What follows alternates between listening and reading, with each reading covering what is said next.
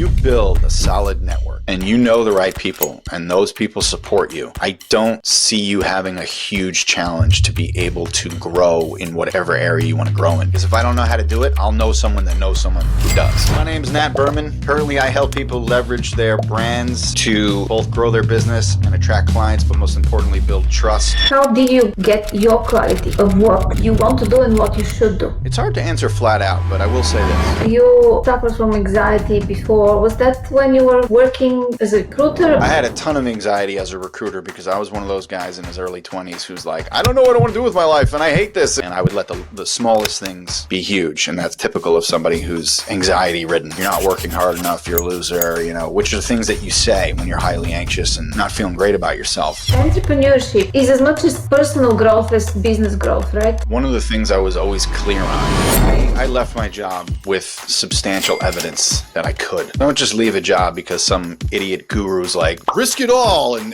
take the shot and do it. No, that to me is foolish, frankly. So what brings you freedom? To me, freedom is, it has everything to do with. Why don't we start from the beginning? Let's talk about your backstory. Tell us something about you, so the listeners and the viewers can have an idea of who is the person who is Nat Berman. No problem. How far back do you want me to go? Well, not that far back. Just mention the key points. We have an hour. No problem. I guess what's most appropriate is, in terms of, what's applicable to people listening, and that would likely be my work background. So, when I graduated, I had a zillion jobs, but what I fell into for a bit of time was I was a recruiter for 6+ years in New York City, doing all investment bankers and traders and, finance positions, things like that. And really it was 2007 where one of my friends sent me a blogging platform that I had never heard of called Blogspot, which I think still exists today. It was Google's primary platform. And I kind of got hooked on it. And I just learned to write, and I became obsessed with learning about blogs and websites. And so I started my own. And long story short, one of them took off and it did very well. So I quit my job about 9-10 months later and went all in on websites. And then basically 17 years later, I own a portfolio of about 24 websites, and I sold my biggest one last summer and finally have gotten to the point where the websites take about 30 minutes or so a day to manage.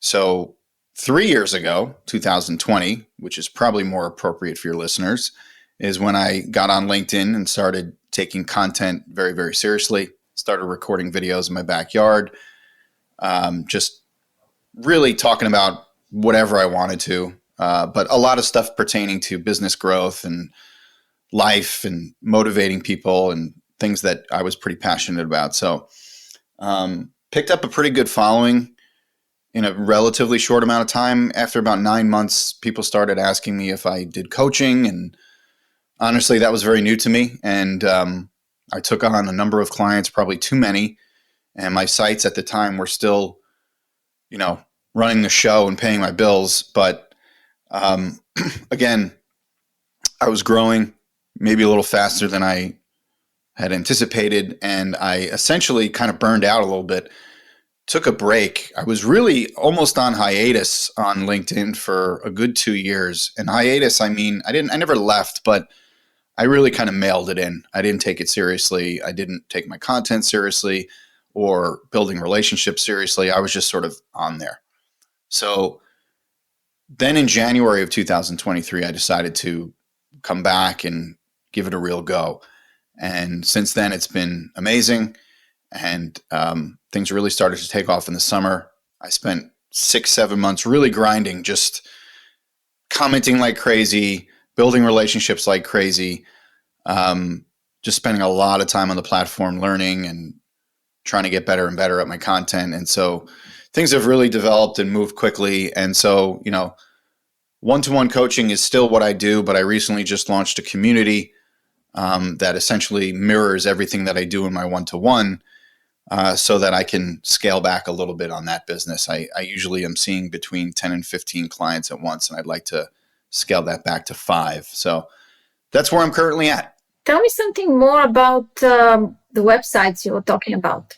What are they? And you said you started with a blog, right? The word blog used to almost be like a shady word. Like you weren't supposed to use the word blog, right? Because it almost like watered down, what websites really were. But today, websites are all blogs in some way, shape, or form. So back when I was writing it and they were called blogs, people usually referred to those as personal websites where you were just almost journaling every day. That was never what I did. I basically created niche websites that catered to a specific vertical. So could have been real estate or pets or entertainment or, sports, really anything. So the portfolio that I created is really just a website in a typical vertical that creates content catered to that niche. And the traffic was 100% generated through organic, basically Google search. That's evolved over the years. Google search is getting harder and harder and harder. Social media as well, Facebook pages, things like that would also drive traffic. But that's basically, what I'd been doing for 2 decades. And first 3 years were a hell of a grind, just a lot of work because I was doing all the writing. But eventually I started to leverage everything out and started hiring writers, and it got, easier and easier to manage. And the cool thing about websites, at least back then, was, you could put in the same amount of work every day, and over time, you just continue to grow and make more money, and you can still put in the same amount of work. That was one of the great things about it. And so it was just a phenomenal stream of income. And today it still is. Still, if I stopped coaching today, the websites would still pay the bills, which is great. But luckily, I don't really have to work on them as much. So, yeah, it's really niche websites. If someone were to get into that today, I would tell them to proceed with a lot of caution because AI is really prevalent out there, and the whole search game changes every single day. I don't care what people think about SEOs and hiring people to do that. Like, that whole business to me is somewhat shady. I don't consider myself someone who ever really knew about SEO, and I did just fine, just by putting out good content every single day and building relationships and making the articles known and acquiring backlinks naturally and all that kind of stuff. So I'm not saying it's easy, but after a long enough period of time, if you were doing this in the late 2000s, you would get somewhere just purely by putting out enough content. Today, it's much harder. Can't do it, and I probably wouldn't even recommend starting niche websites today. But don't listen to me if it's something you want to do. Don't let a guy like me deter you. And how do you monetize this? All display advertising. So it's a little bit different than some other people. Some people do memberships. Some people do affiliates. I am all display ads, so banner ads and video ads. Very, very small part of it is affiliate. So, and the only part of that is I have like Amazon links scattered about, and it makes like a couple $100 a month, but that's peanuts. So it's primarily display. And when you started, do you have a plan and vision of what you want to do, or it just started organically? It worked, and then you took it from there and started scaling? Yeah, it's a good question. Initially, it was very much a specific plan in terms of my first website was a specific plan, and it was to be a general sort of men's website. Back in the late 2000s, that was like when Barstool Sports started, and Ask Men was very popular, Sports Illustrated, which obviously still is, but there were all these sort of male-centric websites that had a lot of focus on sports and entertainment and comedy, and it was just really ran the whole gamut. And I decided I had a lot to say, and that's what I did. And back then, it was a little bit easier to get in touch with people through email. So I would just email websites constantly asking like, hey, how do I grow? What do I do? Da, da, da. And it it took a little while, but eventually, after enough emails to Sports Illustrated, they started linking to me. And that's when the sites really started to take off. So that was the first website. That was called Uncoached, which is still the name of my company and still a website of mine, but it's for my coaching. And then when it took off and it did well, I was like, well, maybe I could do another one. And so I decided to do another site that was more video game centric. And that was a site called Unreality Mag, but it was also somewhat general as well, but it was definitely catered towards the gamer crowd. And then I had a partner, and we decided to basically go into much more ad-friendly business. So instead of like video games and sports and all that and entertainment, we pivoted much more into like pets, real estate, money, those kinds of sites that at that time paid much more on the ads. Today, it almost doesn't even matter. It's, yes, certain niches pay more, but advertisers have come around to almost every vertical. But back then it was, it's like if you posted content on a certain topic, you could potentially make no money, even if you got a ton of traffic. So worlds have changed quite a bit since then. These are very diverse topics, right? From sports to real estate to pets. How do you have the knowledge so you can post the relevant information and people read it? That's why I hired writers.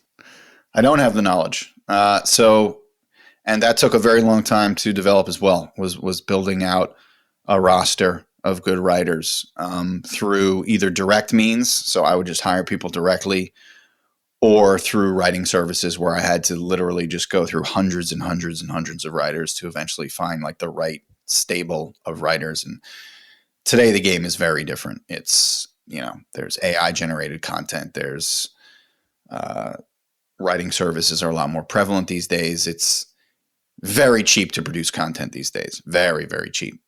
Whereas back then, some writers were charging, $500 an article. I never paid that, but it was very, very different back then. Well, I have been using ChatGPT and other AI tools to write, and I guess everybody does. But as I use it, it's probably better to edit and to have ideas. It will not give you ideas, right? So it will not give you the content that will make you stand out. Right? I would tend to agree with that. I would say that we're still in the early innings, and if I were to make a prediction, I would say that something like a ChatGPT or whatever else comes out will likely be able to figure out your likeness in 30 minutes or less and be able to post just like you, comment just like you. We're just not there yet. So at this point, I don't use any AI tools because I don't think AI can replicate my personality and who I am quite yet. I'm not one of the detractors who thinks that that's not going to happen. Of course it's going to happen. Look how fast AI is developing. And if that happens, and when it does, I don't know. The stuff I post on LinkedIn gets like 600-700 comments, and gets a little tiresome to respond to everything. So if I had a little AI thing in there that could look just like me and talk just like me, I'd consider it. It's just I'm not at that point yet. But yeah, it's an interesting topic, and everybody talks about it. But frankly, I think a lot of people are using AI, and I wouldn't say the wrong way, but it's almost like, oh, now I could replace all this with AI. And it's like, that's not really the reason to use it quite yet. It will get there, in my opinion, where people can likely twiddle their thumbs and let a computer do everything. But I just think right now it's not there. But is it coming? Yeah, sure. I would imagine it is. You mentioned that you had a period of burnout. What caused it? Just too many clients and too much the mixing of going back and forth between LinkedIn and coaching and managing my websites. I was getting a little tired of doing one-to-one calls. I put everything I've got into every call that I'm on. I'm usually dripping sweat by the end of it. and tired. And, I give a shit and care and really want my clients to do well. So it's taxing. It's very taxing. And when you've got, 10 plus clients plus another business to run, I had to sort of make a decision. And at that time, I chose to completely stop with the one-to-one coaching. If it were today, I would just stop with the websites and just keep going with it would be the other way around. But even today, I told you I started a community because I want to scale back on the coaching. So doing one-to-one to me it's very, very taxing. It's rewarding, but it's tough. I agree. I do the same. And I also scale back to only very senior clients who, every so often, because it's impossible. Otherwise, you just, and I do several things. I have a portfolio, so it's impossible. You will not be able to do all the things if you don't scale back on at least one. And you start the community. So you've done first websites, monetize with ads, and you're saying that this is kind of dying out.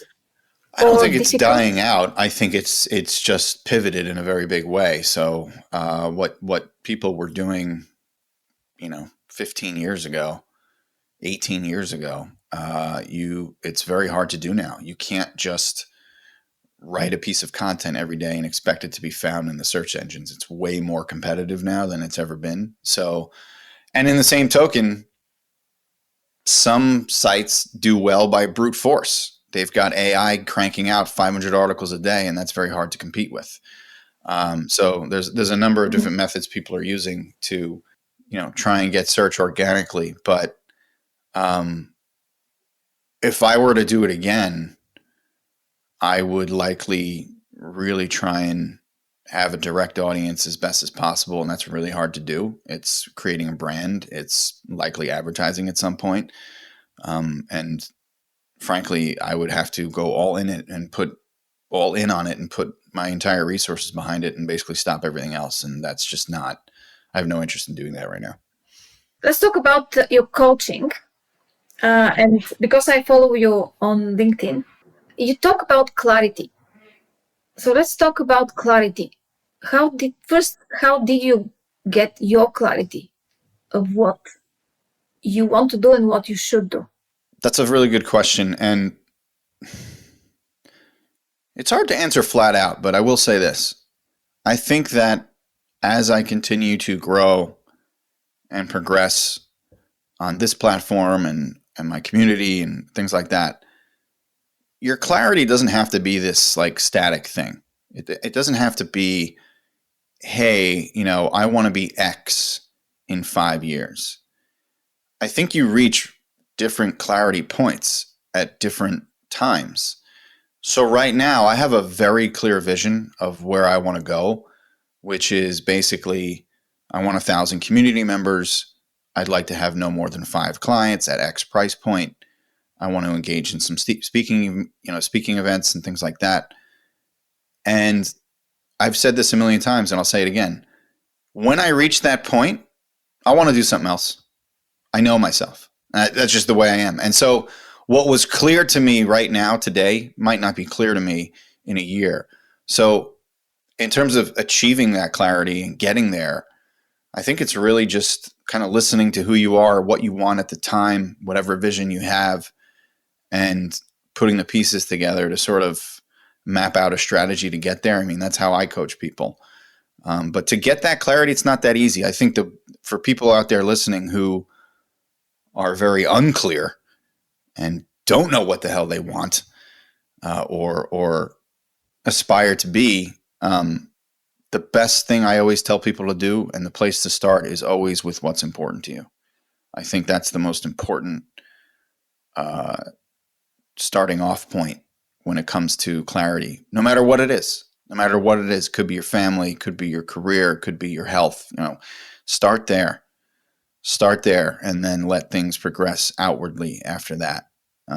It's definitely one thing I've learned over the years that it's definitely lifestyle first, business second. Even though I do both at the same time, I'm not going to lie, I definitely have both intertwined. But I think if I wasn't focusing on my own mental and physical health first, I would have a lot of trouble doing what I do. So when you say that you focus on your mental or physical health, what does this mean in real life on day to day? I'm not a cold plunger. I don't do that. I don't like drink coffee or have an hour long, routine in the morning. I typically wake up, brush my teeth, come downstairs to the office. The only like hokey thing I do is I take 10 deep breaths every day. And that's one thing I promise myself to do. I take 10 deep breaths every single day before I really get going. So that's my meditation, yoga, whatever you want to call it. And then I go really hard for about 3 to 4 hours. So 6 to 10 is really my kind of deep work time, where I'm very focused. And then I go to the gym, 10 a.m. every day. And that's usually about an hour. Come back, stretch a little bit. And then I go from, 12 to 6. But those hours are much more reactive, way less pressure. I'm talking to you right now. This is an example of my 12 to 6, right? Being on a podcast, seeing a client, doing a sales call, engaging with people, things like that. That to me is like fun. It's not work to me. I love doing it. So I feel like if I wasn't doing it, I'd have nothing better to do. But things get a little weird when, not weird, but a little more chaotic when my kids come home, which is, in the threes. So I try to get out there for little 5 to 10 minute stints. But look, man, I'd be lying if I said some days are hard or easy. I'm a human. So it's not that easy to maintain. Back in the past, I had a lot more anxiety, things like that. And I've been to therapy and learned more about myself. So I definitely have mechanisms that enable me to cope or anything like that. I'm on medication. I've been on meds for 10 years, which have been a life changer, lifesaver. So I think it's different for everybody, man. Whatever works for you to help you not only get through the day, but enjoy the day, more importantly. We've all got to figure that out for ourselves, but certainly with help, and guidance. And I've had plenty of that. So you said you suffered from anxiety before. Was that when you were working as a recruiter, or was it in the early years of your entrepreneurial journey? Both. Well, I had a ton of anxiety as a recruiter because I was one of those guys in his early 20s who's like, I don't know what I want to do with my life and I hate this. And it would like gnaw at me every single day.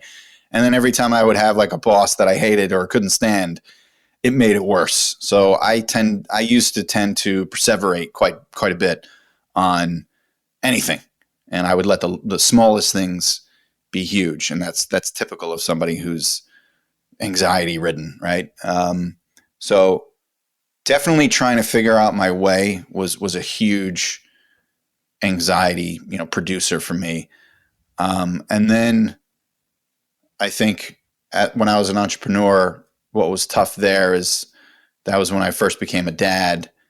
I, bought a house, had to pay the bills, all that kind of stuff. And I was just, I had a partner, so I was relying on him. And, there was plenty of anxiety there. And it's interesting.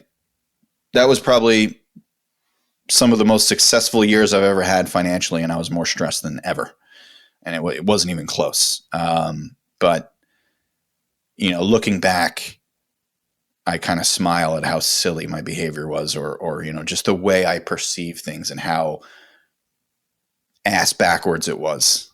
But the combination, for me at least, the combination of therapy and meds really, really helped. I think the meds really helped, to be honest with you. I grew up with therapists. I'm very familiar with therapy. And by the way, I'm not downgrading it at all. But for some people who really do have serious anxiety issues, you come to realize that it actually could be something in your brain. And there's nothing a therapist can do to help that. Even though, they do help. I think they help more for people who actually don't really have chemical shit going on. I think a therapist is a great person to talk to, but therapy alone didn't work for me. The meds really, really helped. So yeah. And ever since I've been on them, like, yeah, stuff doesn't really get to me too much anymore. It's not like I'm in la la land every day, but at the same time, it's interesting. It just sort of uncovered, I guess, the person I sort of wanted to be. And so, thankfully, knock on wood, I've been that way for a while. Great to hear that. What was this switch? You switched from being, you actually learned stuff about you. What did you learn and how did you use that to become calmer, let's say? That's what Well, is like I said, I think the meds helped quite a bit in terms of being calmer. I think the question that you may have been asking, but you weren't actually asking, was what brought you over the top to actually take the pills? And Exactly. that's the question that I think a lot of people have a hard time with, especially, because never take something like that lightly. Never see a kook doctor who's just going to give you meds for no reason, right? Like that's a bad idea. For me, it was somebody said it was either, I think it was a therapist that said to me, let me ask you a question. If you broke your arm, what would you do? I was like, well, I go to a doctor and they're like, well, what would they do? I said, well, probably put a cast on me. They said, okay. I said, well, what if your head was broken? What would you do? I'm like, I don't know. I'd, put bandages on it or put a cast on it. And he's like, yeah, well, what if your brain's broken? And I said, well, I don't know what the hell I'd do. He's like, well, a pill might help, and that can literally change the trajectory. And so that got me over the top as far as, fine, I'll take a pill, because I was very anti-pill. I didn't want to take medication. So I had to go through 2 different medications, and it was the third one that was the charm. On the first 2, I got more anxiety, and it was brutal. It was really, really bad. And then finally I went on, generic Prozac, and I went on a very, very slow, very low dose, and we kind of scaled up. And luckily I have not had to raise my dosage like ever. After hitting like a nice medium, and I actually take less than most people. So it was that conversation that sort of put me over the top. I loved that metaphor, and it was highly accurate, and because it made me not feel bad. I was like, well, maybe it's not my fault, that I'm feeling this way. I don't have to sit here and say, you're not working hard enough, you're a loser, which are things that you say when you're highly anxious and not feeling great about yourself. Now I'll say those things if I just don't think I'm working hard enough, but I'll never say to myself, like, you're not a good person, you're not worthy. And that's the kind of stuff when you're highly anxious and you're feeling crappy that you tend to tell yourself. Very big difference between that and how I am now, which is like maniacal about work and wanting to be successful and do great things. That to me is a strength. That's a good thing. And I embrace that. But if I ever find myself feeling bad about me, then I know like then I'm on the wrong track. Entrepreneurship is as much as personal growth as business growth, right? Can you share one big transformation that you had? We talked about clarity before, right? And one of the things I was always clear on, and this really didn't have much to do with the people. It had more to do with myself. And it's right there in my LinkedIn bio. It's the first sentence. I never wanted a boss. Since I was very, very young, I just never liked authority, even no matter how nice they were to me. And I've had some great bosses and I've had horrible bosses. So when that clarity hit, when I was like, oh, right, for the last, 15 years or whatever, I've never really wanted a boss. The amazing thing is like a switch really went off for me on my first day working for myself. Like I worked like a maniac, and I had that energy for years, just based on the high of not having to have a boss or answer to anybody. So that was the literal switch that went off. I worked harder than I had ever worked before because I wanted to.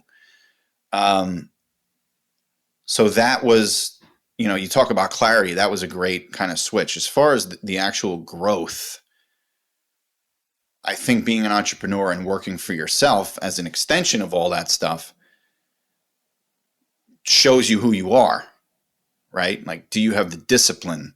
when you can be watching TV this whole time? Do you have the, the wherewithal to do the things that other people aren't doing? And to get to places that you want to go, it's going to require a lot of sacrifice. And so I think entrepreneurship is a phenomenal way to kind of show you who you are or who you don't want to be, because entrepreneurship is definitely not for everybody.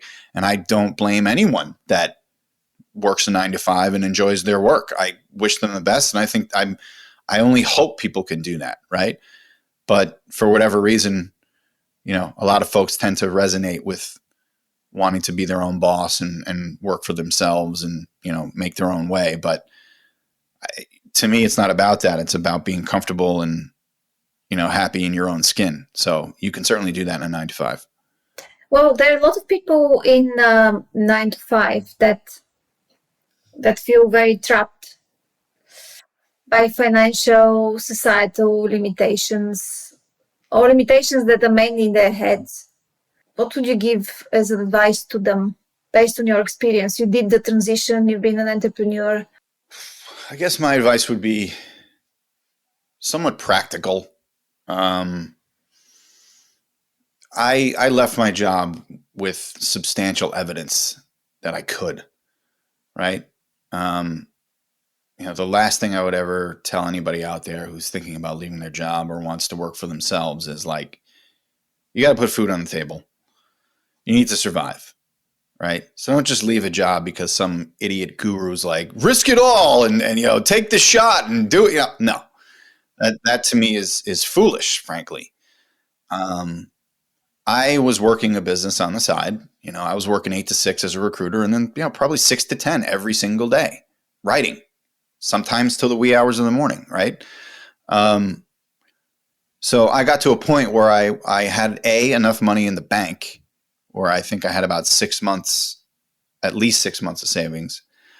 And I also had money coming in. So I made a decision. The first month I made over, I think it was either $2,000 or $2,500. That was the month I said, I'm trying this. And I also in my head saw the trajectory. I knew the sites were growing. So I made a strategic bet on myself.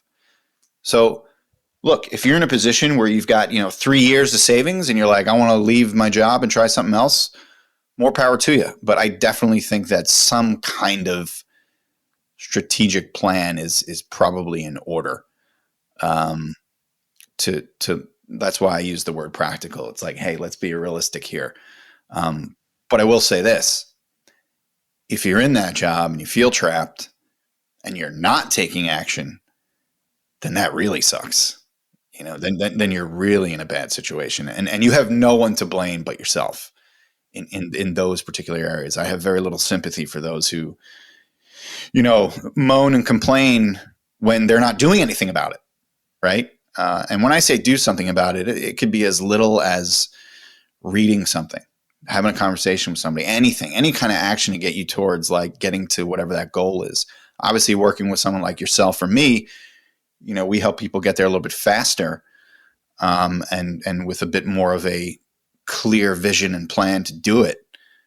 But yeah, for those out there listening who are pissed off and they're annoyed in their 9 to 5, like, good, be pissed off, be angry, do something about it. You know what I mean? But don't just quit your job unless the circumstances allow it, or unless you have such a bad situation that your mental health is suffering so greatly that you need to leave, because that exists as well. Some people are in workplaces that are so toxic that it's like, it's not worth your time or energy to stay there.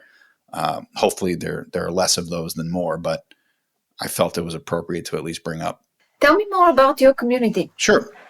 Amazingly, it took about 5 minutes, which I know isn't believable, but it is, because there are platforms out there now that make it that easy. So I run on Skool, Skool, which is one of many platforms where you can host a community. So there's Skool, there's Circle, Mighty Networks. I think those are a couple of the big ones. And so the story behind the community's inception was actually, I was on someone's podcast over the summer. His name is Darren Mass, and he has a podcast called I Took a Hike. And what he does is he takes hikes, literal hikes, 3-hour hikes with CEOs, entrepreneurs, other people in business, and records them and makes podcasts out of them. And he had me on, and we really hit it off, and we wanted to stay in touch, and we did. And we were like, oh, let's start a business. And we had all these business ideas, and we had a very big business idea, but it would have been like multi millions to start. And in my head, I'm like, I don't want to do that. Let's just start something we could start like today, let's just give it a shot. And fortuitously, I had a conversation with someone else on LinkedIn who was talking about their community and school and how easy it was. And I was actually very against communities because I've heard too many stories of people who burnt out of doing their community. And I can see why. But the thing was, I wasn't alone. So that really helped. I was like, Darren, let's just start this thing. And I had an idea to call it Brand Built, kind of like Ford Tough. And I was like, because I was actually in a group called Brand Builders, and they're a great company. I was with them. I stopped being in that community, and I decided to call this one Brand Built. I thought it had a bit more snap to it. And if you're listening, brand builders, we talked to a lawyer about it, and we know that it's totally fine to use the name Brand Built. Anyway, so we just literally we slapped it together in like 5 minutes. Like, we went on school, signed up, put like an about section. I made this graphic, which is still there today. We're eventually going to get something probably a little bit more professional. Recently, in the last 2 weeks, I made a demo video, which is right on the about page. And so the community itself is an extension of basically everything I've done one-to-one over the last year. So I really kept my head down and only focused on one-to-one clients for the entire 2023. And that enabled me to accumulate a ton of data, to put together, a lot of information, a course, all that kind of stuff. So basically, what Brand Built is a community that enables folks to leverage their personal brand to, grow their business and get clients. And as I said in the very beginning of this podcast, to, build trust. So it's a combination of both a very large classroom, which has the main feature is this LinkedIn mastery course that I've done, a few other courses, and we've got, big people from LinkedIn are in there, and they have their own stuff that we put in the classroom as well. They're free stuff. We have conversations every week. We have network calls, and we have, spotlight guests, people who are members. They get 30 to 40 minutes, and they get to talk about what they're doing and how that's going to help people. So that's education. And every month we have a special guest. We've already booked our first 3 months. So we're going to have Ryan Musselman on.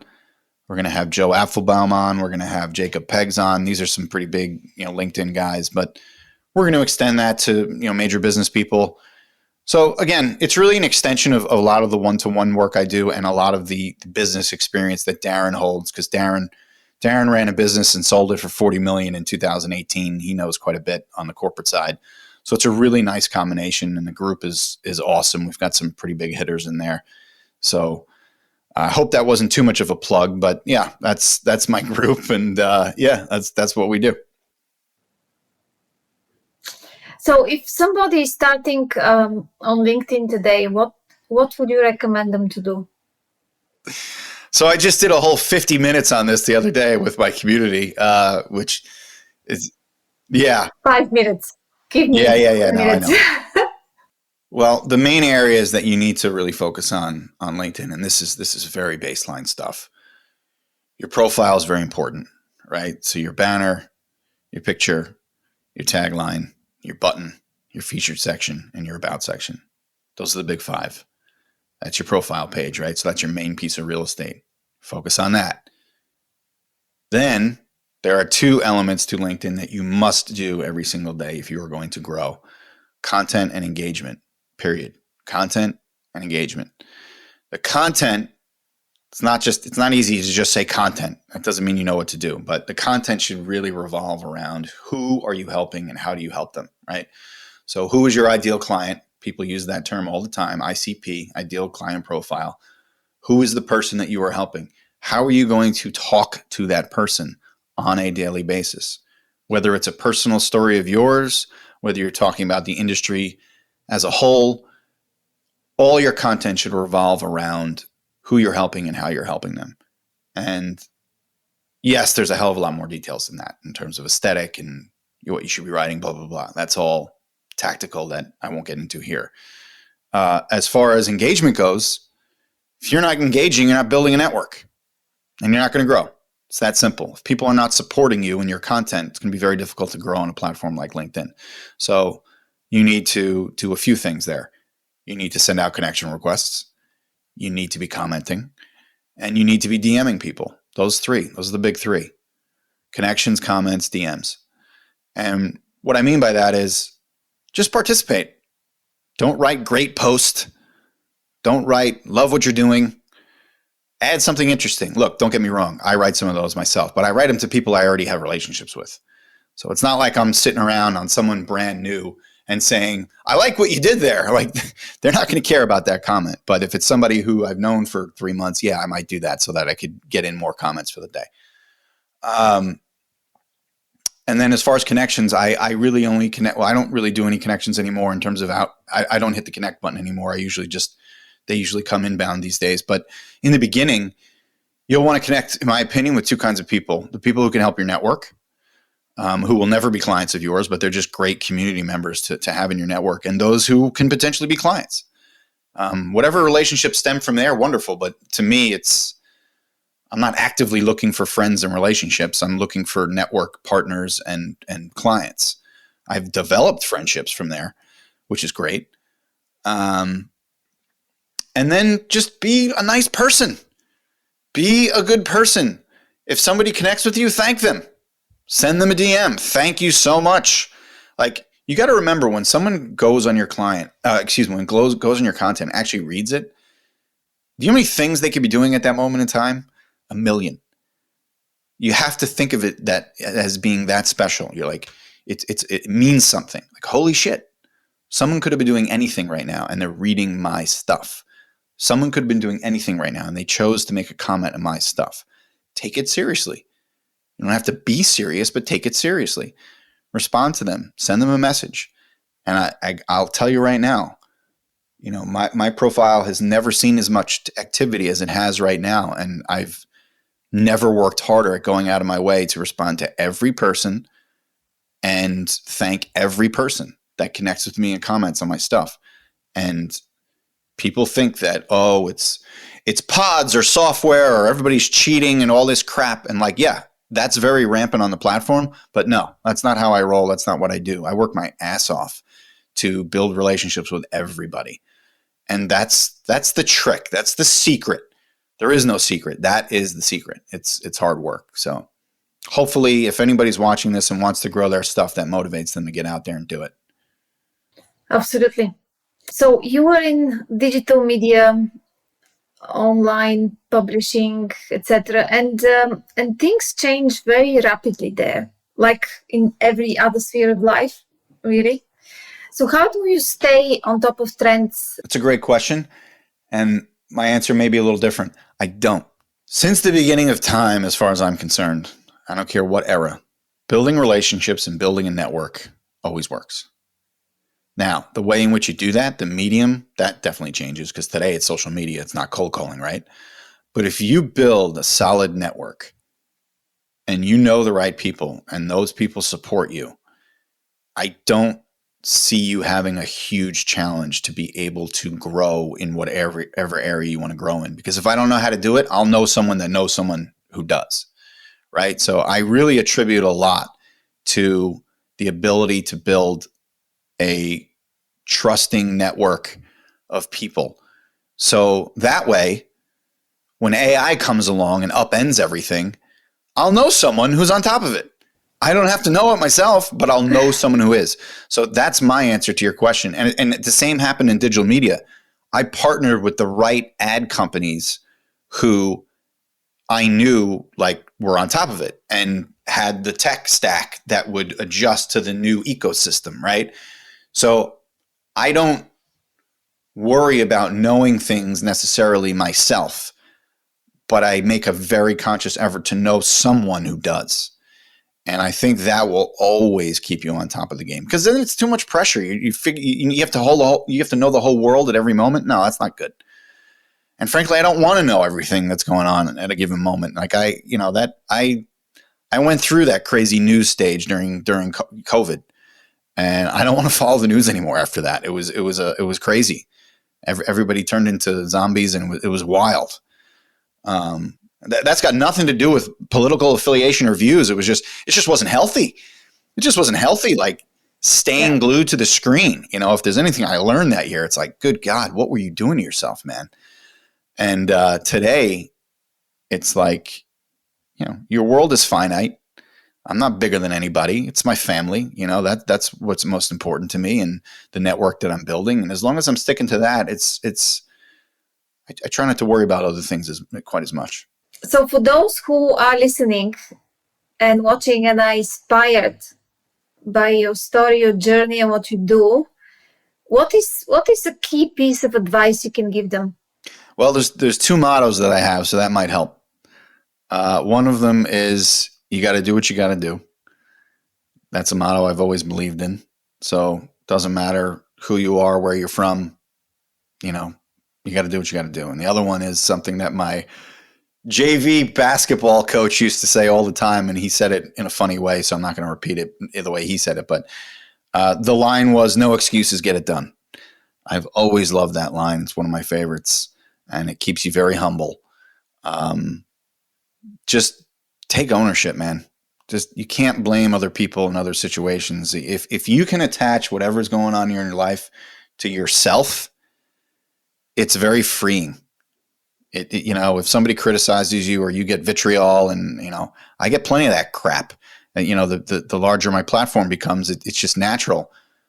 But if I get bothered by that, I have to look at myself. I can't look at that person because that's going to drive you up the wall. So when I say no excuses, get it done, I mean it in almost every aspect. But it really does tie to keeping ownership of yourself. I love this, because that's the basic truth in anything. Because if you don't take responsibility and start blaming, who are you blaming? You're just trying to lie to yourself, because that's the only outcome, right? So you also talk about freedom, right? What brings you freedom? It has everything to do with choice and options. And so for me, and I've used this many, many times in my own content, and it's, the ability to do what I want, when I want, with whom I want, and have the means to do so.